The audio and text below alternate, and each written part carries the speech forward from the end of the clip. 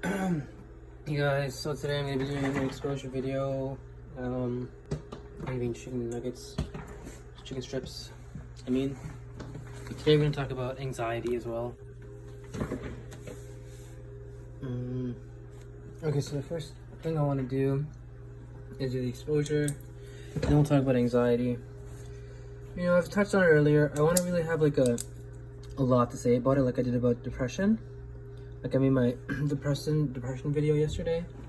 It was like a 4-part video. I wanted to kind of do the same thing with anxiety.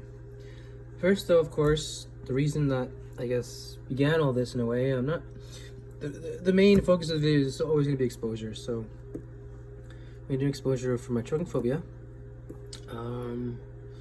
Let's start by obviously rating my anxiety on a scale of 1 to 100. Of choking on food. Well, if you can see here, I actually put a sweatshirt on, and for people who have anxiety, they have feelings in their stomach or their chest area, around here or here sometimes, and it interferes with your anxiety and I'm trying with you getting better from your anxiety. And like I put this on because I was cold. The only problem is now you have a fear of suffocation.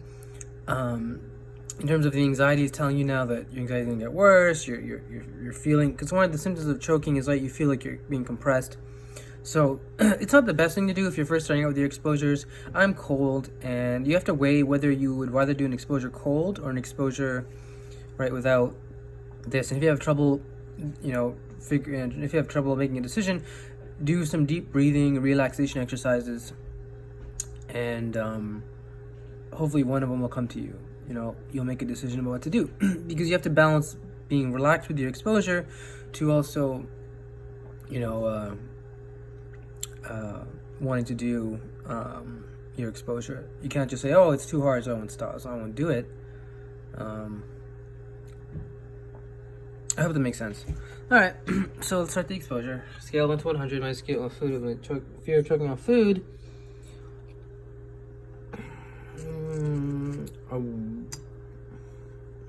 Like a 1, because I just mentioned because of this I had to put on, right, the whole sweatshirt thing, Bob. So next thing you do is you just do the exposure.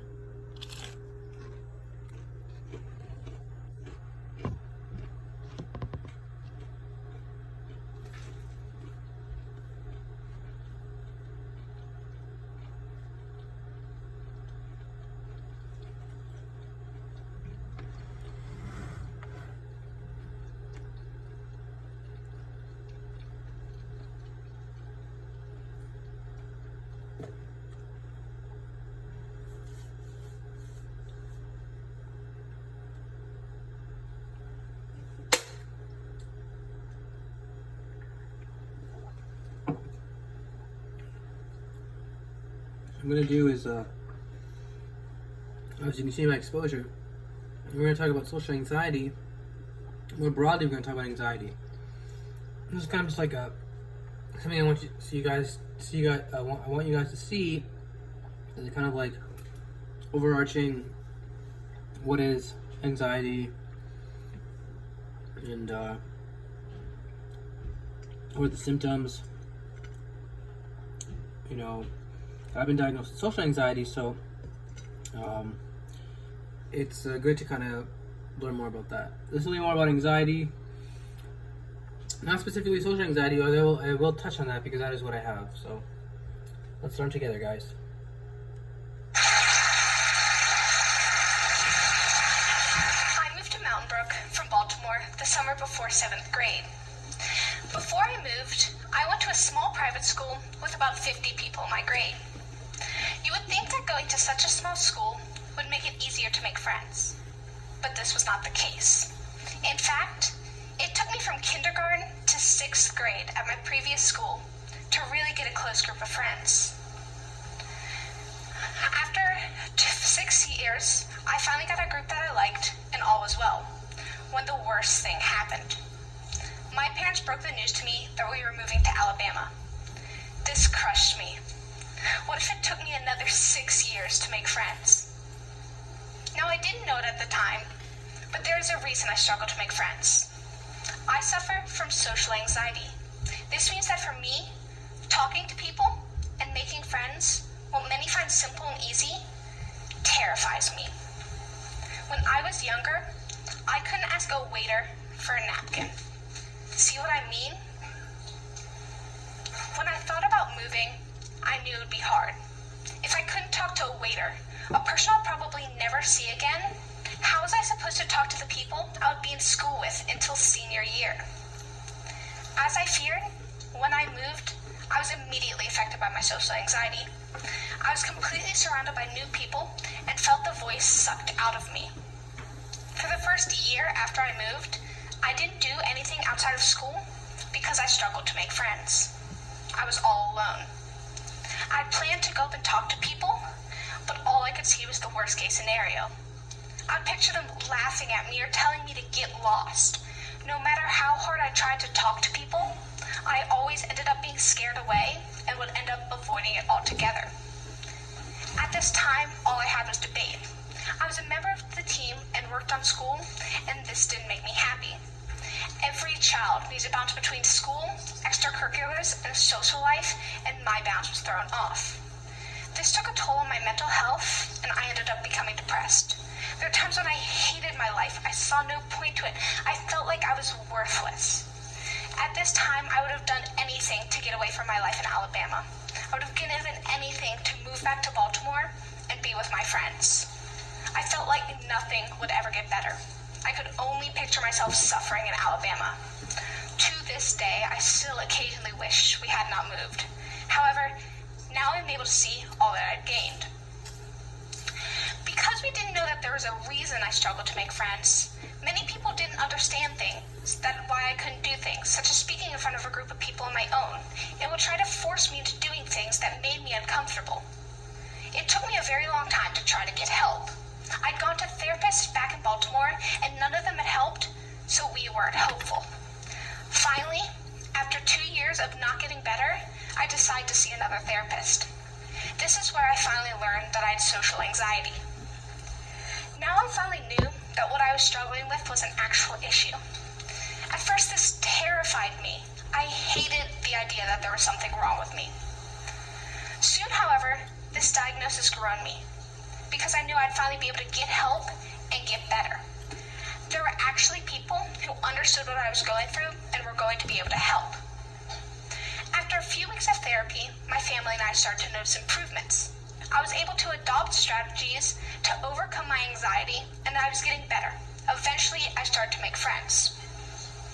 But even though things were improving, there were still dark spots.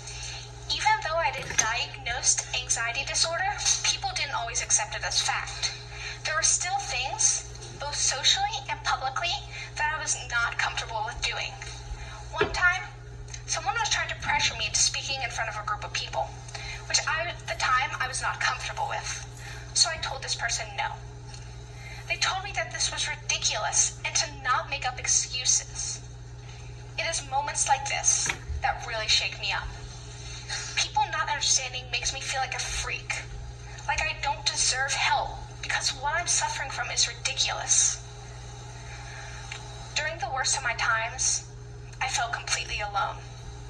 I, unfortunately, am not the only one who feels this way. There are many other people who are suffering from the exact same thing and feel like they have no one they can turn to for help. In fact, according to the National Alliance on Mental Health, 1 in every 5 high school students suffers from a mental illness. 50% of students with mental illnesses end up dropping out of school, and 70% of juvenile prisoners have a mental illness. These numbers show how big of an issue this actually is. This is not just something that we can ignore. All of these people felt like they had no one they could turn to. For many of them, it's scary to turn to a loved one out of fear of being misunderstood, or worse, losing them. Many of you may wonder, why couldn't they have just done something on their own? The answer is quite simply, they can't. I know from first-hand experience that no one can solve a mental illness on their own. They try to take steps forward, but they're almost always followed by an immediate step backwards. I was not able to see improvements until I reached out for help. My mother watched me struggle for 2 years, and she was the one who encouraged me to go into therapy, and I was lucky enough to have people who I felt could help. But many people are not so lucky. Many people with mental illnesses feel like nobody cares about what they are suffering from. And as a result, some don't even get confirmation that they have a mental illness. They just feel like what they are suffering from is normal. This isolation can actually lead to this problem getting worse.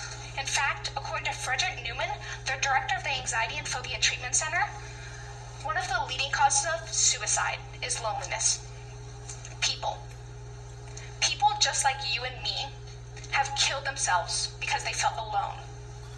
Mental illness may seem like a simple fix, but the repercussions of taking the easy path out are unfathomable. This is not something we should have to think about, but suicide is one of the top 3 leading causes of death among teenagers. So, when you look around you, it is very likely that someone you are close to is either suffering from or close to someone who is suffering from a mental illness. Someone who you may view as strong or happy might be suffering, although it is very hard to distinguish someone who has a mental illness. So don't try. If someone confides in you about having a mental illness, help them. But if you don't know, don't guess. I myself didn't even know I had a mental illness until I got diagnosed. I just thought it was something I would grow out of.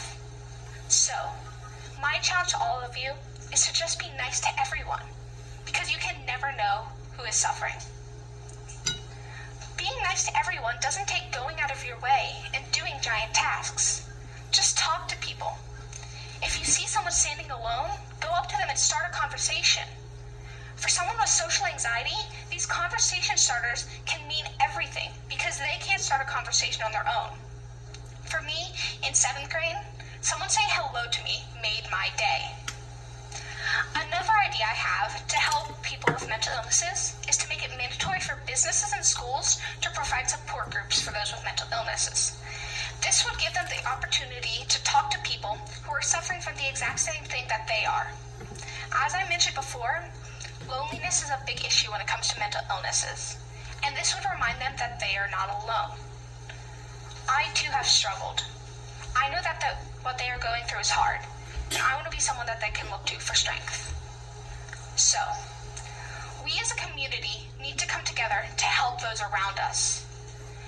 I challenge all of you to reach out and help those around you. Be nice to them and treat them the way they deserve to be treated. We, as humans, have the power to make a difference, and we should be making a difference in the lives of those suffering from a mental illness. No matter who you are or where you come from, it is very likely that you are close to someone with a mental illness, and there is no excuse not to help them. My mother was the one who did all this for me, and I am forever grateful. Ladies and gentlemen, we all need someone like this. Thank you.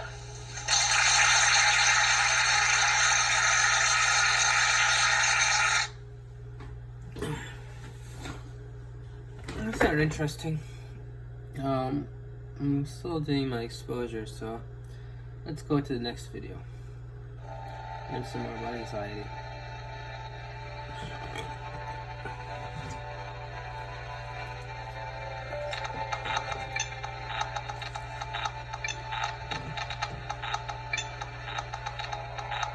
Imagine that you're getting ready to go to a party.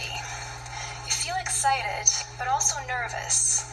And you've got this feeling in your stomach, almost like another heartbeat.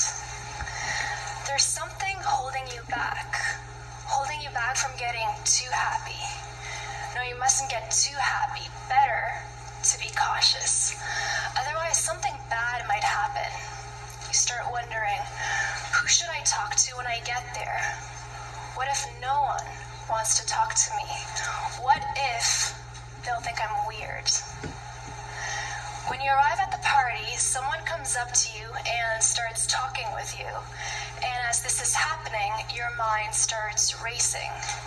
Your heart begins pounding. You start sweating, and it feels almost like you're dissociating from yourself. Like it's an out-of-body experience, and you're just watching yourself talk. Keep it together, you say to yourself, but you can't, and it's just getting worse. After a few minutes of conversation, the person you've been speaking to leaves, and you feel utterly defeated. This has been happening to you in social situations for a long time. Or imagine that every time you go out and you're in crowded places, you feel this panic starting to arise. When you're surrounded by lots of people, like on a bus, you start to feel hot, nauseous, uneasy.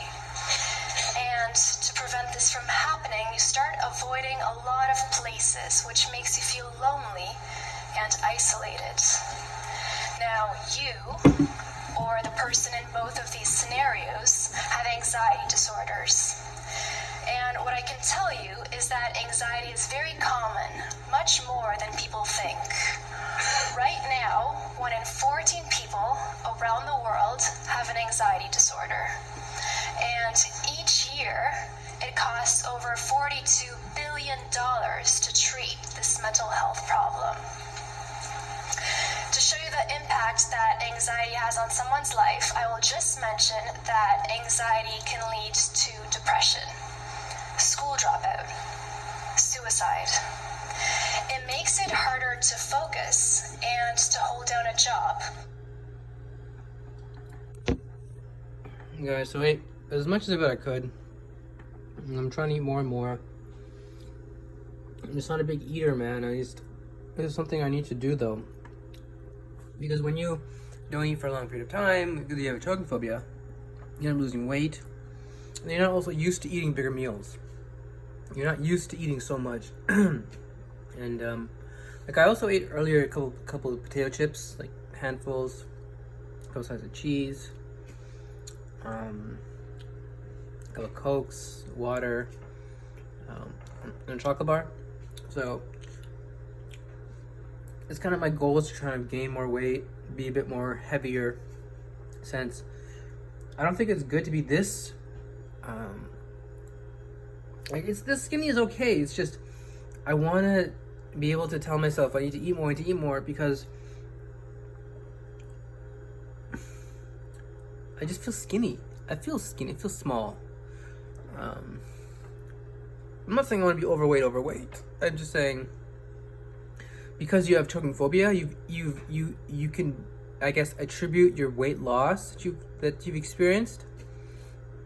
Like when I was in middle school, I was very heavy, and so my choking phobia didn't start until around university, and I guess my food intake started decreasing. How much of that I can attribute to my anxiety, right? I don't know, and how much I can just attribute to just me being me. I'm not a big eater. It's a line you need to kind of like be, on the middle of. I don't know how much I should be doing this versus that. I do know though I need to eat more. I know I need to eat more, so I need to get more food in me, just also for nutrition, and also just it's pleasurable. And I'm not saying that's a good thing. I'm saying you should stay away from food that's pleasurable. What I'm also saying is that it's completely like it helps my. First of all, not all pleasure is bad. Okay, and secondly, if it tastes good and you have a little bit of it, and it's also help. I mean, if it tastes good and it's helping with something else, right, like anxiety, then it's okay. So I'm super hungry. I mean, I'm super just like good, and I actually want to eat a tiny bit more. I'm gonna have one more bite off camera. Then what we're gonna do is actually I'll just have it right now. I'm just really hungry. You guys can share this bite with me. Take a look at this. This food.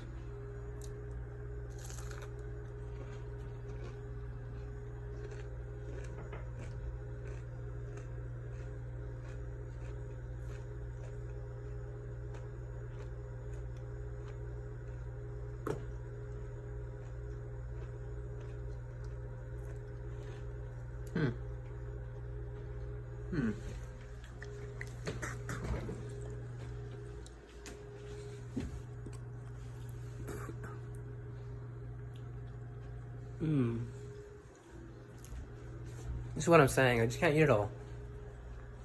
Can't. It's too much. It's too much. It's too heavy. That's the best way of putting it.